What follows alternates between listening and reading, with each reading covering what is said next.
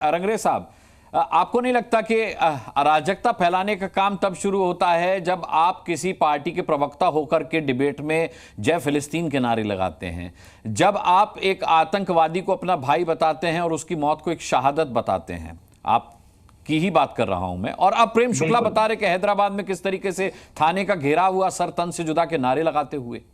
आपको नहीं लगता अराजकता की शुरुआत यहीं से होती है?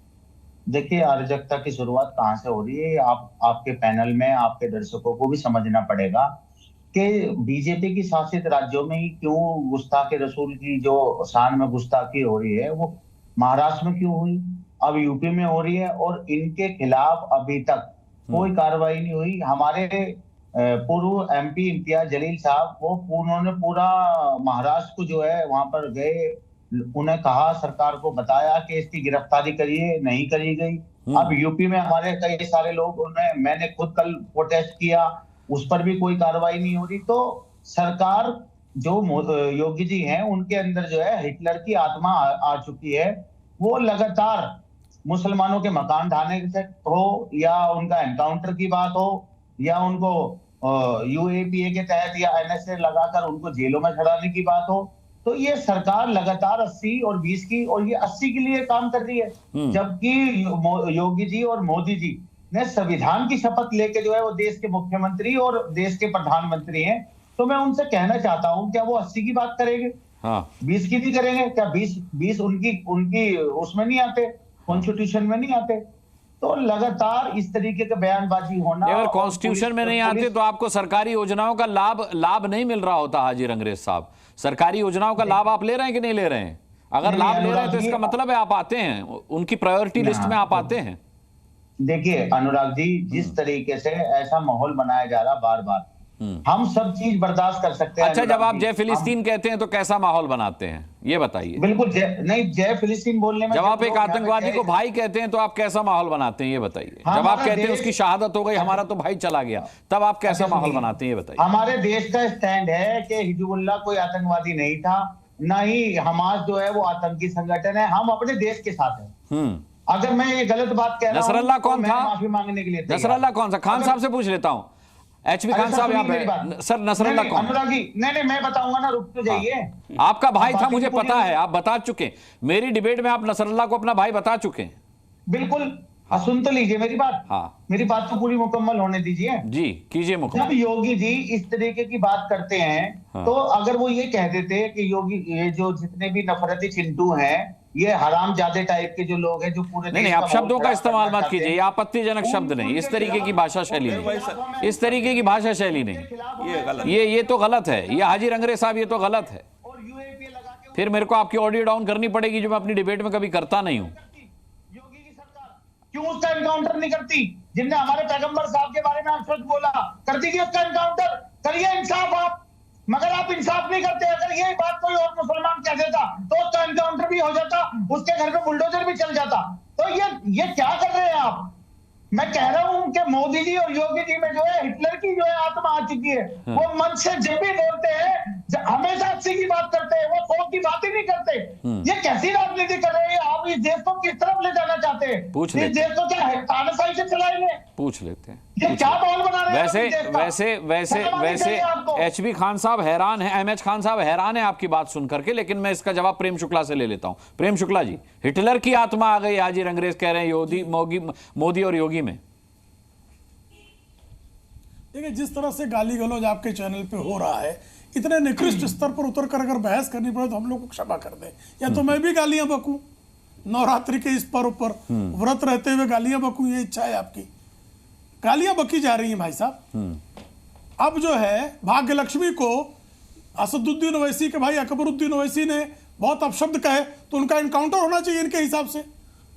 और तेलंगाना जो है वो भाजपा शासित राज्य नहीं है। आप झूठ बोल रहे हैं। सवाल इस बदतमीज को शांत करो, प्रेम शुक्ला जी, इस बदतमीज को शांत करो। हाजी साहब बारी पे बोलिएगा। प्रेम शुक्ला आपको बड़े प्रेम से सुना है उन्होंने, प्रेम शुक्ला ने बड़े प्रेम से सुना है। प्रेम जी, आप संयमित रहिएगा, मेरा निवेदन है आपसे, आप संयमित रहिएगा। हाजी साहब की अशोभनीय भाषा पर आपत्ति दर्ज करा चुका हूं। उनको शांति से सुन रहा था। देखिए, जिस तरह से भाग्य लक्ष्मी को गालियां दी गई थी कि नहीं दी गई थी, और भाग्य लक्ष्मी को गालियां देने पर जो है श्रीमान अकबरुद्दीन ओवैसी को एनकाउंटर करना चाहिए क्या? 15 मिनट में हिंदुओं को हम साफ कर देंगे, मौका दो, इस बात पर एनकाउंटर करना चाहिए क्या अकबरुद्दीन ओवैसी का? ये नहीं हो सकता ना भाई। एनकाउंटर तब होता है जब कोई पुलिस पर गोली चलाता है अपराधी, फरार होने का प्रयास। आता हूं इसके बाद आपके पास आता हूं। एनकाउंटर ऐसे नहीं हो जाता है। एनकाउंटर करने का कृपा करके नियम समझ लीजिए। कोई अभियुक्त, कोई अपराधी पुलिस पर हमला करता है, पुलिस गिरफ्त करने लेने जाती है, उस पर हमला करता है, तो जवाबी कार्रवाई में गोली चलती है। एनकाउंटर किसी को पकड़कर मारे जाने का नाम नहीं है। उसकी मजिस्ट्रेट इंक्वायरी होती है, नेशनल ह्यूमन राइट्स कमीशन में वो मामला रिपोर्ट होता है, उसकी फॉरेंसिक रिपोर्ट की जाती है। एनकाउंटर पर आप जो भ्रम फैला रहे हैं, ऐसे एनकाउंटर इस देश में नहीं होते। अनुराग जी, ये पाकिस्तान, अफगानिस्तान, ईरान, इराक नहीं है। मुझे 30 सेकंड दे दीजिए। ये भारत है। ये संविधान और कानून से इसका राज चलता है। ठीक है, सुनिए, ठीक है हाजी रंगरेज, आपके 30 सेकंड शुरू होते हैं अब। जी मैं कह रहा हूँ, आप ही के नेता है राणे, जो महाराष्ट्र के विधायक हैं, वो खुलेआम कह रहे हैं कि हम मस्जिदों में घुस के मुसलमानों को मार देंगे, काट देंगे। उस पर आपने क्या एक्शन लिया? एक बात। दूसरा, नवनीत राणा जो आपकी सांसद भी थी और सांसद चुनाव भी लड़ी है अभी महाराष्ट्र से ही, उन्होंने कहा कि 5 मिनट के लिए पुलिस हटा दो, हम मुसलमानों को सबक सिखा देंगे। और आए दिन जितने भी नफरती चिंटू हैं जो इस देश का ताना बाना खराब करना चाहते हैं, लगातार ये एक वो बन चुका है परसेप्शन के मुसलमानों के खिलाफ कौन ज्यादा हेड स्पीच देगा, कौन ज्यादा नफरत करेगा। आप अकबरुद्दीन साहब को भी, आप अकबरुद्दीन साहब को भी इस कैटेगरी में रखते हैं क्या? 5 मिनट के बयान वाले को तो आपने रख लिया, 15 मिनट वाले को बाहर कर देंगे क्या? 15 मिनट वाले को बाहर कर देंगे क्या हाजी रंगरेज साहब जी? उनके खिलाफ मुकदमा भी हुआ। हाँ। अकबरुद्दीन ओवैसी साहब के साथ वो जेल भी गए, उस मुकदमे में उनका मुकदमा भी, तो उन्होंने गलत किया था ना, मतलब उनके खिलाफ तो कोई जांच ही नहीं हो रही। अच्छा, उन्होंने गलत किया था ना, जांच ही नहीं कर रही सरकार। हाँ। सरकार बचाने का काम कर रही है, फिर तो हम भी कुछ भी बोल देंगे, मगर हमारे पर कार्रवाई है। ये कैसा कानून है हमारा? बताइए भाई प्रेम शुक्ला, ये कैसा कानून है? उसके खिलाफ तो कार्रवाई हो रही है। अकबरुद्दीन ओवैसी ने 15 मिनट पुलिस हटाने की बात कही, मुकदमा भी हो गया, जेल भी हो आए, उसके बदले में 5 मिनट की पुलिस हटाने की बात जिसने कही, उस पर आपने कोई कार्रवाई नहीं की। मुकदमा नितेश राणे पर भी हुआ और मुकदमा नवनीत राणा पर भी हुआ, और कानून की उसी प्रक्रिया का सामना वो भी कर रही है जो कानूनी प्रक्रिया का सामना। लेकिन अकबरुद्दीन ओवैसी को जिस तरह से तेलंगाना की सरकार ने समर्थन देने के बदले में उन पर केस वापस लिया, वो गलत है। नितेश राणे पर कोई केस वापस नहीं लिया गया, नवनीत राणा पर कोई केस वापस नहीं लिया गया। वही तो मैं कह रहा हूं, ये संविधान और कानून का राज है। मैं पूछ रहा हूँ कैसे अलग है? मैं तो कह रहा हूं दोनों पे मुकदमा हुआ। हिंदू के लिए अलग कानून है, मुसलमानों के लिए अलग कानून है इस देश में। कैसे अलग है? नहीं अलग है, दोनों के लिए समान है, दोनों के खिलाफ कार्रवाई, दोनों के लिए समान है। इसका मतलब है कि आप जो हाँ है ना, कार्रवाई होनी है। अकबरुद्दीन पर नहीं हुई, नितेश राणे पर हुई।